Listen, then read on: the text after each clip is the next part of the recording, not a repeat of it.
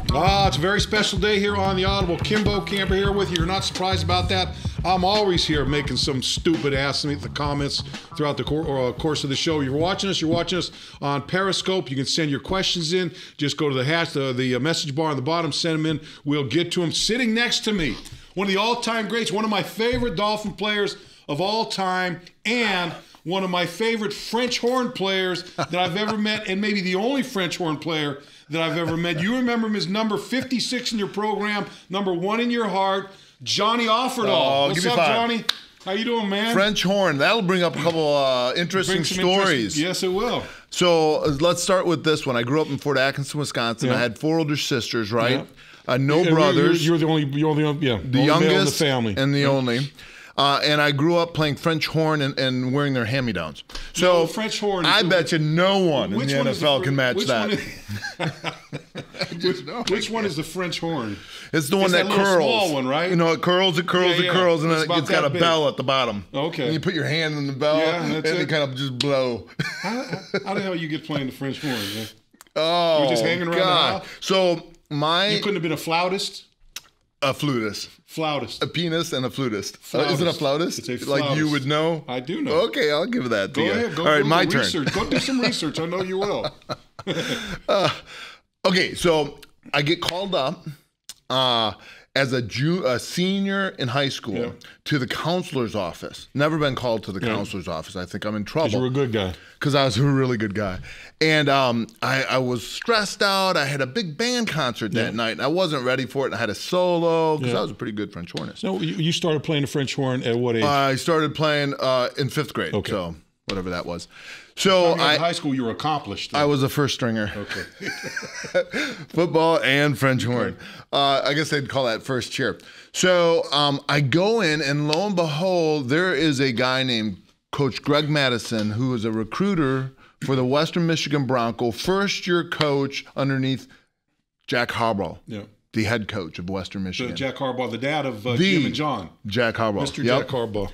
And he's interested in talking to me, and he starts asking me, now tell me a little bit about your family life. Right. And I said, well, I got four older sisters. And he goes, and tell me what you do on your extra time. And I told him, well, I play the French horn. I literally think he had enough of me right there. He started packing his briefcase. and here's he started a Western Michigan sticker. I'm out. I got him though. I got him. Instead, he started asking me another question. I said, "Time out. I am so sorry. I thought I was called here because I was in trouble. I actually have to leave. I have a band concert tonight. I'm not prepared for." So I left them there. And the longest story short, 4 years later, he gives me my recruiting sheet. Yeah. As I leave Western Michigan, right? The notes he had taken. The notes. Right. Just 2. Yeah. Has 4 older sisters, plays the French horn, and then big letters, recruit as walk-on. That was all he had for me. So that's my story. That's how I got into the NFL. Things seem to work pretty, so Harbaugh was your coach. Yeah, so Jack Harbaugh was my coach. I come in my rookie freshman year to like freshman camp. It's a week of pure hell. My roommate, who came from Wisconsin on a half a scholarship also, ends up calling his dad up in the middle of the week. The dad comes around Lake Michigan, 4 hours travel, picks him up in the middle of the night, never tells me. Yeah. I would have been with them in a second. Yeah. It was the hardest week of my life. They looked at me and they felt sorry for me and they didn't want to lose me. Yeah. So I got the other half of scholarship. Yeah. And that kind of cemented me from leaving. And from that point on, I played every down for Western Michigan for Coach Jack Harbaugh. It was one of my most, playing for him and then Coach Shula, it puts me in a unique combo. Isn't it interesting, John? And I find it interesting now because I've run into these, I call them tangents or weaving the web, if you will. Whereas guys you've met throughout your career, whether it was playing as a player, a coach, some of these other guys, how they always kind of keep coming, weaving in and out of your life, right? So you have this, Harbaugh's your coach. Right. Little did you know that, it's going to be Jim and then it's going to be John and they're going to be in there and they'll be in the mix. And absolutely. And I'm sure you played against John Harbaugh sometime, somewhere along the lines where he was some kind of a coach, whether he was a special teams coach or somewhere in the NFL. Yeah. That you'd have played against him. Well, the son of your dad's. Of his dad, of his of your college coach. My head coach. The first, actually, Jim and John and I were of the same age. Yep. He played 5 years in college. I played 4.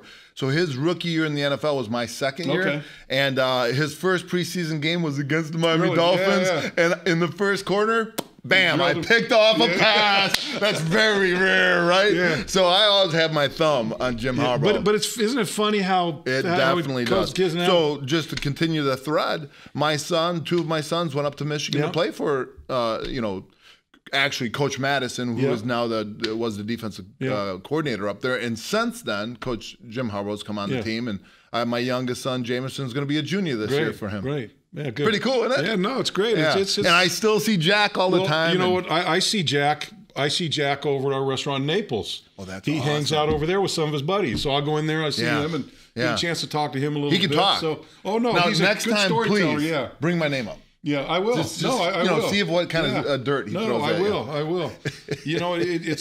It's funny because all those kind of guys. But and I remember the story about. I remember seeing a story about the Harbaughs on. I don't know, it was NFL Network or 60 Minutes or one of these shows, whatever, and it was about the family and how competitive the family is. Right. And so Jack's telling the story about how they went up to the Appalachian Trail or something. There's a whole family, and they get to some point where there's a lookout, and the lookout's way up these things, and there's stairs to get to.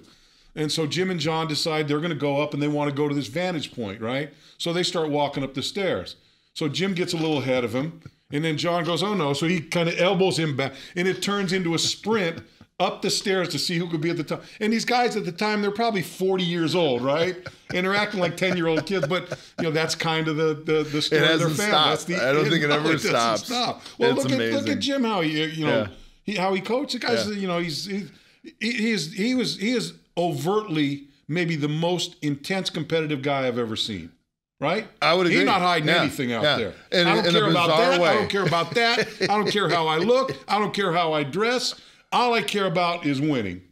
And passionate about it. Yep. In his own world, he is so passionate about winning. So it exudes into his players. Much like Shula. I mean, he was so convicted and passionate about victory that it spilled into us. John, I always remember the story about you when I came in. It was my last year, my last training camp. You had held out a little bit. Yeah. You were a second-round pick. We didn't have a first-round pick. Correct. So you had held out for a little bit, and you joined us up in Swanee.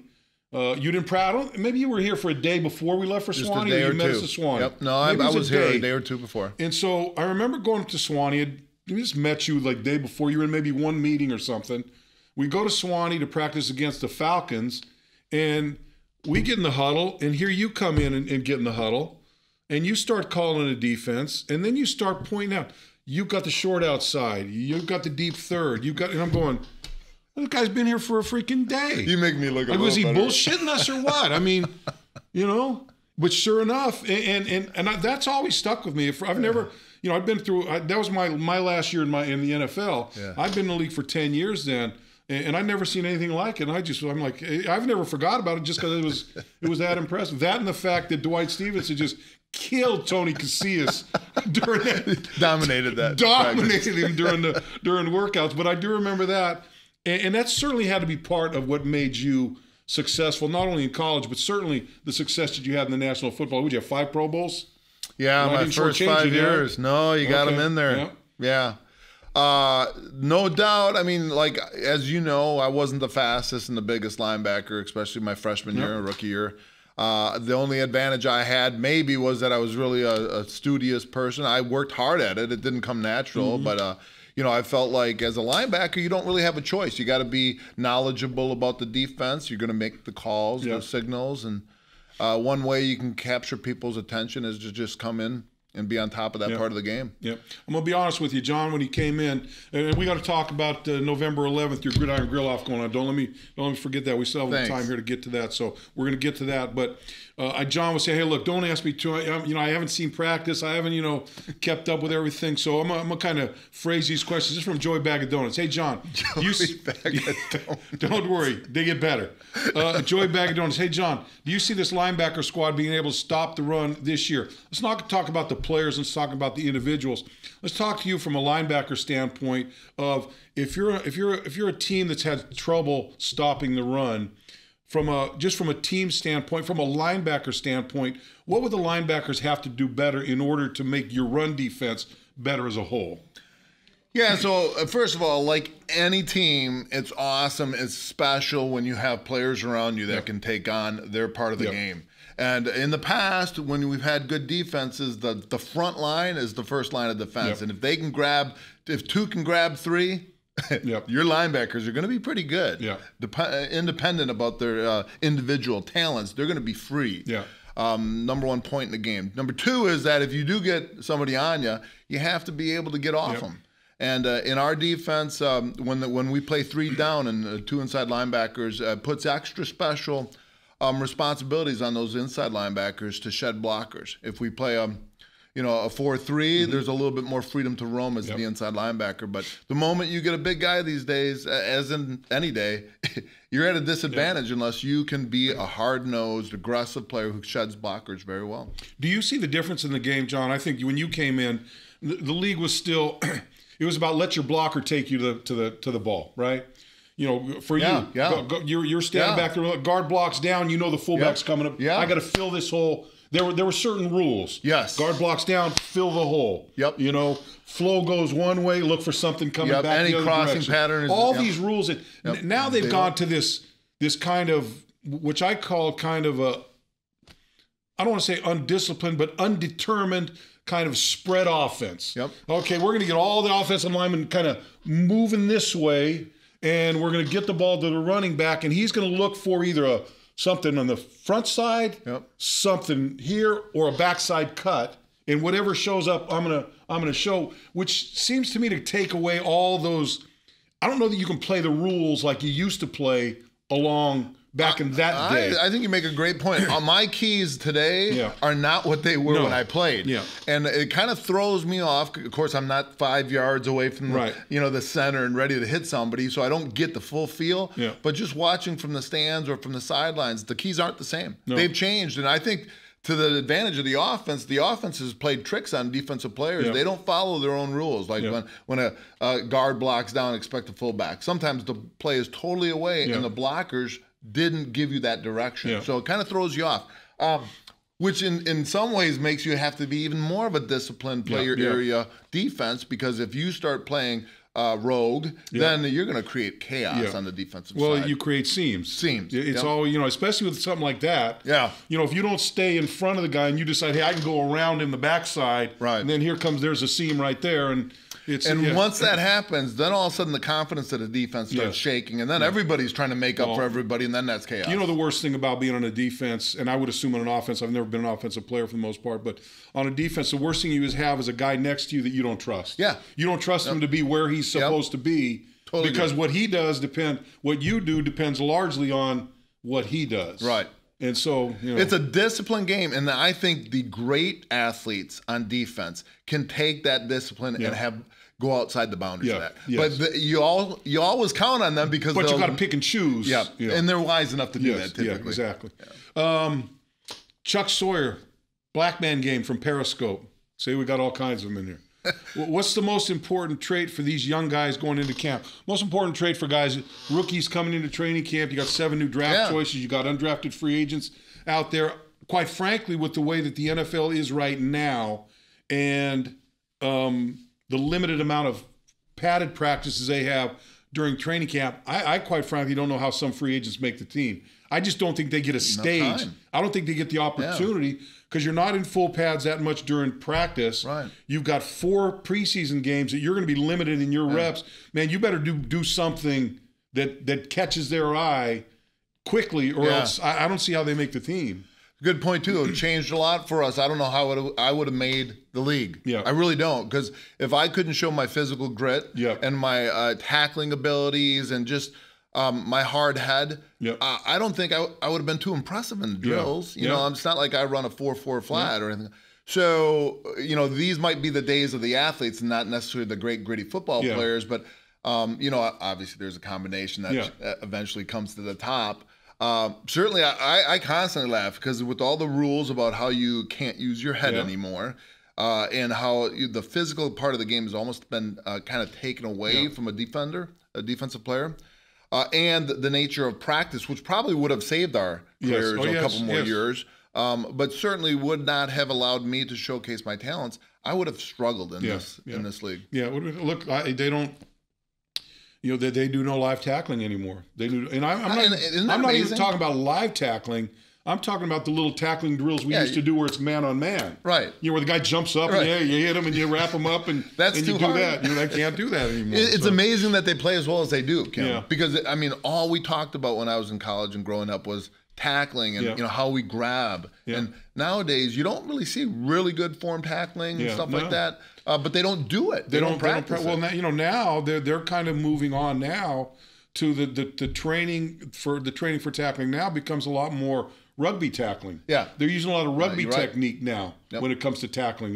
Down low. Yeah, the game's changing. It's changing. So it definitely is changing.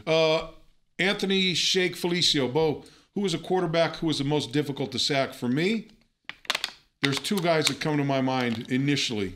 First one would be Fran Tarkenton. I don't even know if some of you guys know who Fran Tarkenton was, but Fran was one of the great scrambling quarterbacks in the history of the National Football League. And when I came into the league, since Joe Robbie was on, we seemed to play in Minnesota all the time. Played Minnesota a lot, so I played against him a lot. And then John Elway. John Elway was, he was a guy that didn't want to run, but he was an elusive guy back there. I know you've chased some quarterbacks down in your day. Who was tough for you? We seemed to play Randall Cunningham a lot. Oh yeah.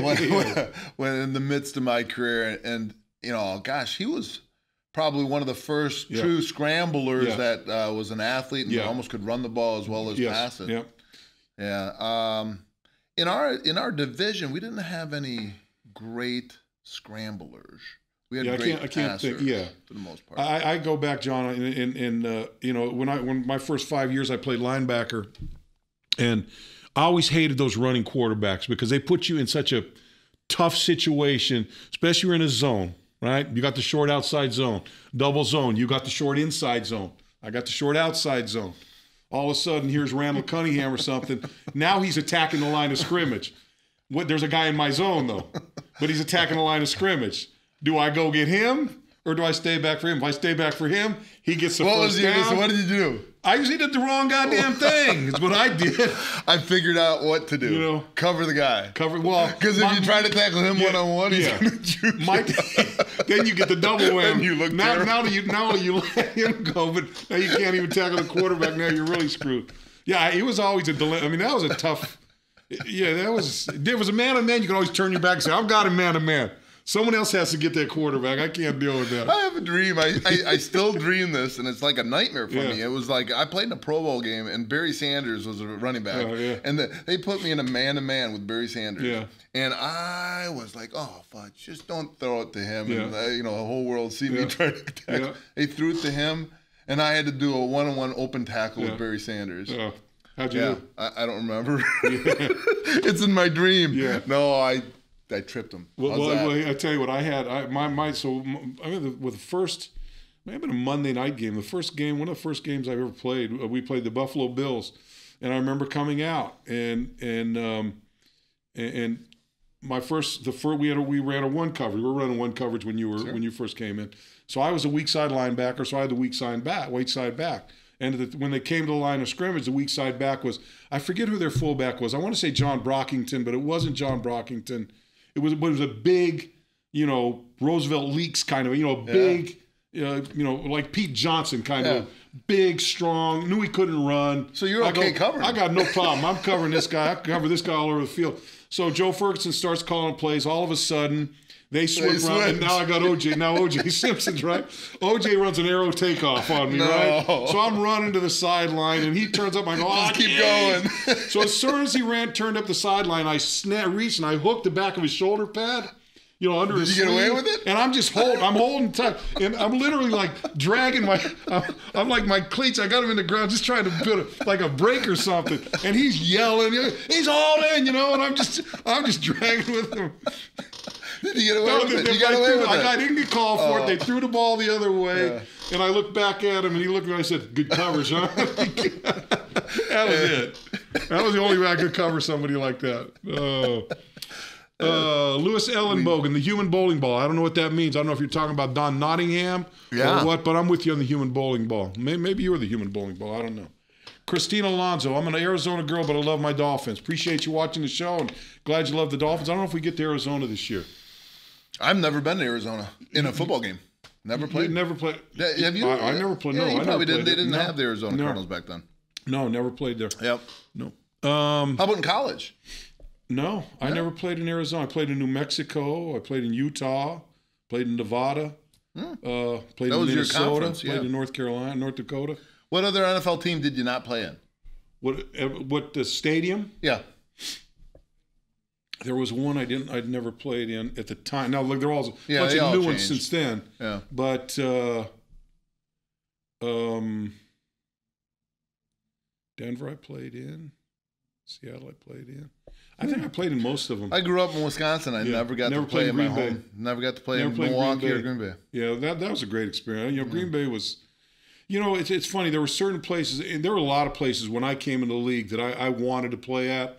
You know, Shea Stadium. I played at Shea Stadium when the Jets were there because I walked and I go, look, this is where Joe Namath, Don Maynard played here, Emerson Boozer, you know, Matt Snell, all those guys, and then I could go to Baltimore, played in Old Memorial Stadium. Go, hey, this is where John. You played in some of those older stadiums. No, I played in all the old stadiums. You know what's funny is I came in the league in 1976, and in 1976 we played the Oakland Raiders. I was on injury reserve my rookie year, so in '77 played the Oakland Raiders, who are still playing in the same stadium now that they were playing in then. And they had been playing in that stadium for probably 15 years prior to that. Yeah. San Diego, same thing. Played in that stadium. It's the same stadium that they just left, just vacated now, and did it. And the other one was the LA Coliseum that they're back in now. Played in that stadium, and that was a dump then, and they're still playing in it now. Which is, when you look at all the new stadiums in the state of the art, it's hard to believe that those stadiums still exist. And they're all in California. And they're all in California because they're bankrupt out there. They can't afford anything. They can't pay for government. They can afford to give money to everybody that doesn't want to work. Just my political statement, but but they can't. They can't upgrade the stadium. Can't upgrade the stadium. One stadium. You just upgrade one. You got 3 teams, 4 teams in there. Upgrade one stadium. Let them all play in that one stadium. You can play 3 different days a week in that damn thing. Johnny, let's get the important stuff. Gridiron Grill Off. Tell us about it. How many years is this now? This is our 8th year for the Gridiron Grill Off, and it's been a great ride. Our Handoff Foundation is the recipient of the funds, and we grant to homeless and foster care agencies out there. We also provide housing for low-income families who are vulnerable, and so it's just our way of giving back. And what's fun about it, Bo, you've been part of it for years, is just to bring the athletes together with some top chefs. We're all competitive. We put it up at the Pompano Beach Amphitheater, and 3,000 attendees enjoy food and wine and festivities, and it all goes to a great cause. This year, leading up to the Super Bowl in 2020, we're ramping it up. And with the support from the city and support from the county Convention and Visitors Bureau and the the Super Bowl host committee, we're looking to bring music and festivities to about 25,000 people by the time the Super Bowl kicks off. Now the basis of it is you get an athlete, you pair an athlete with a chef in town, and they're all pretty high-end chefs. They always got in, so they cook their specialty. That player merges with that chef, and you got them all around the facility, so everyone can go in there. When you get your ticket, you go around, you get to taste all the different meals, then you get to vote for it, and then there's a winner of you get a chef and a player that comes out on top of that. Exactly. Yep. We have fan voting, and then we also have some great celebrity chefs that actually vote on kind of a chef vote on each one of the dishes too. So it's fun, it's competitive, a lot of smack talk. What's more competitive, the food competition or the cornhole competition? Well, all the teams go out onto the cornhole field and then play a little cornhole too at the end of the day too. And I actually think the food is pretty fun. And we've honed it in, and a lot of the the players actually think they're chefs now, and I don't think any of the chefs think they're players, but but they're all players of one sort. And you do wine and stuff there too. Wine's a big part of it also. It's part of the whole thing. So if you're a foodie, if you're somebody that likes food, if you're a guy that likes sports, if you love the Dolphins, there's a ton of Dolphin players there. A lot of things to do. And John, we have people, like you said, someone from the UK. I know my man Black Man Game, he's out in LA. A number of these people are from out of the market. If they want to check it out and see if it's something they're maybe interested in coming down and checking it out, how do they go and find out about it? Yeah, just simply go to gridirongrilloff.com. Broward Health has been our major sponsor for a long time. Toyota has been a great sponsor. Our liquor and our beverage and our beer partners, our wine partners. So we have a lot of engagement, a lot of civic engagement, and it's just a lot of fun. So this year it's on Veterans Day. Nice. So we're going to have a concert the night before, and we're just going to celebrate the veterans and at the same time appreciate what they've done for our country and celebrate the football and food on the grill. Yeah, good stuff. Yeah, good stuff. It's it's going to be a lot of fun, stuff. no doubt about it. And I know it just keeps getting bigger and bigger every year, John. It does. I mean, we kind of look at it and think life off the grill is pretty cool, and how do people not connect to that, especially football and food? Yeah. So it's something that is going to continue to grow, and I'm just thankful for the athletes that are participating in it, and just it's a great a showing of generosity and kind of community action. Love John, it. when you before we let you go here, we only got a couple more minutes before we do. You've watched this football team for a long time, and you're a busy guy, and I know it's not first and foremost in your thought process, but you do watch them play. Do you like what you've seen in the change? Adam Gase comes in last year. All of a sudden, the team kind of finds a new footing, and I think the organization as a whole. I think you can feel a groundswell of change within the organization, all towards the positive side. Do you feel that from where you follow and where you look at this team? Sure. From an alumni's perspective and a fan's perspective, I do, because, I think we grew up with such a stable foundation. We knew who our coach was. We knew who the owner, for the most part, was. And it was just like performance. Driving towards the Super Bowl was our goal every year.